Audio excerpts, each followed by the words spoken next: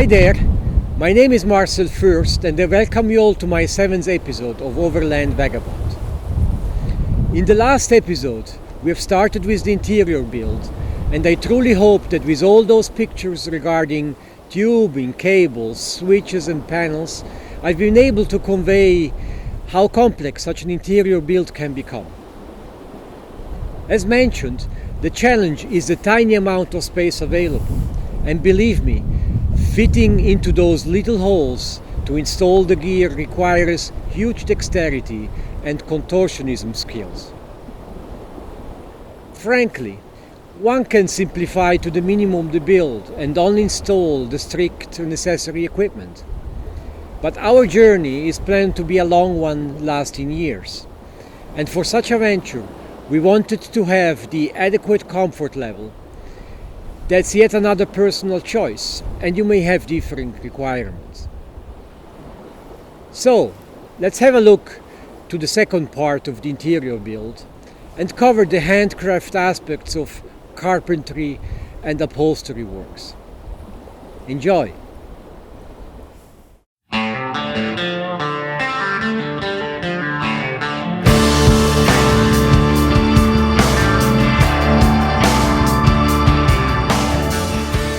The rear of the vehicle has been designed with a large back door, allowing access to the same cabinets that can be opened from the inside. Inspired by Australian builds, I've converted this door to a table that can be used for outdoor cooking, for instance. In these pictures you can see all the lead weights placed to glue the Formica laminate to the back door.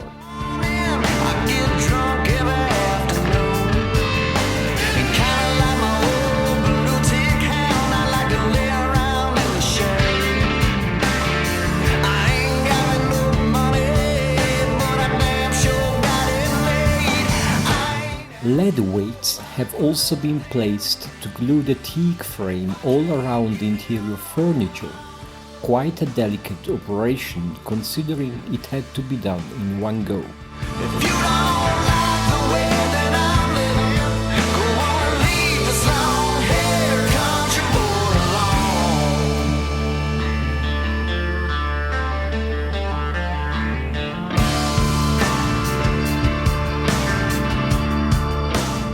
Similar procedure for the LED rails fixed in place from the bottom with polymer glue.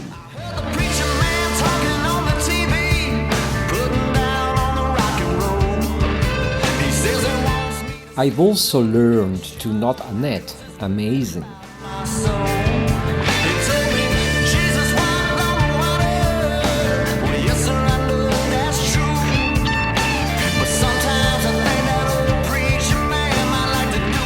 As you can see, I've laminated with teakwood also the cabinet doors.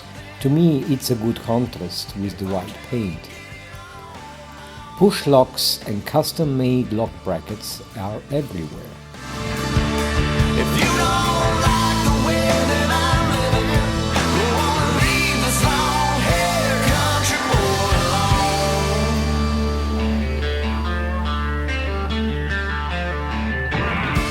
This next sequence is to show how we glued the kitchen socket to the walls. Lots of props and poles to ensure a uniform adherence. Lastly, the entrance as well as the entire floor has also been covered in no-tick teakwood.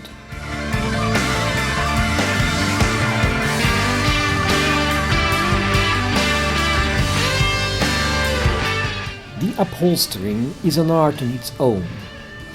We start by taking models of all the wall pieces to be covered with felt and marking the references.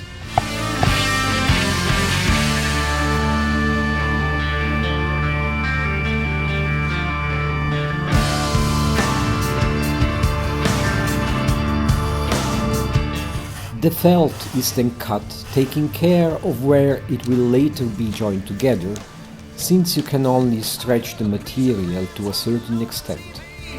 Putting down on the rock and roll.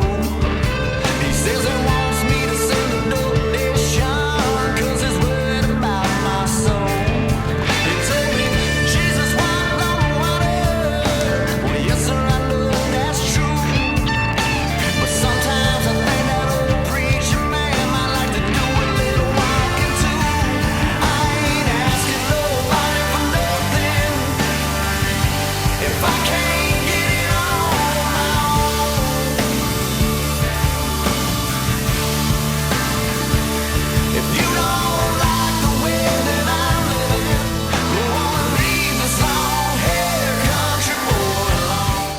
Both sides, the receiving wall and the felt, need to be sprayed with glue and let it dry up a bit, not too much though.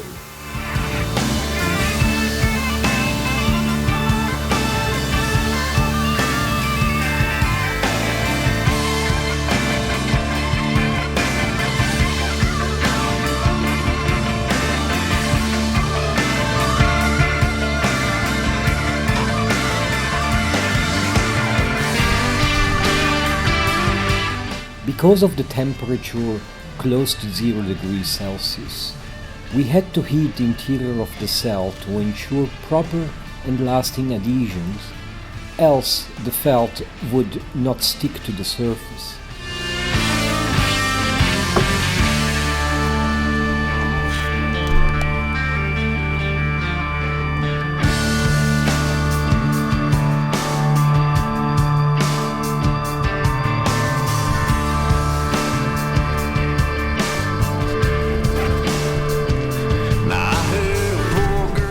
Here you see how important the references and markings are.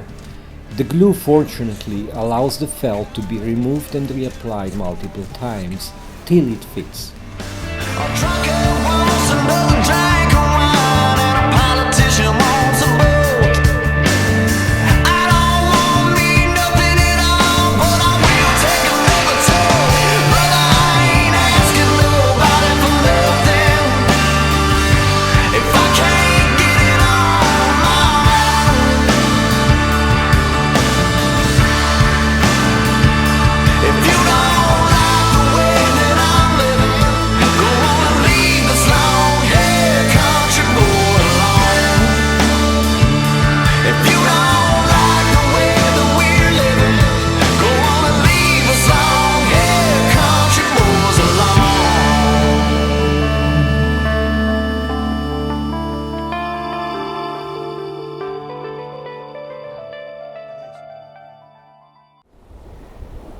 With this episode, I think we have covered the main aspects of building the interior of the cell.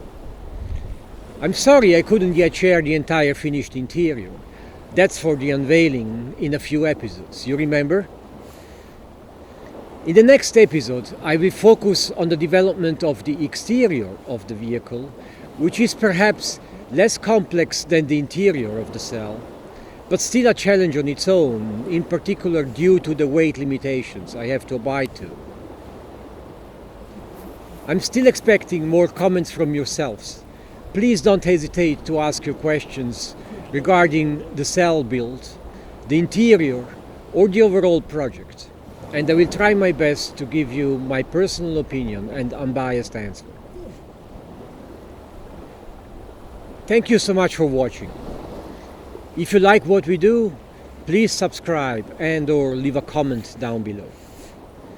If you instead prefer to actively contribute to our venture, visit our Patreon site, the link is at the end of this video, and support us there. See you next time.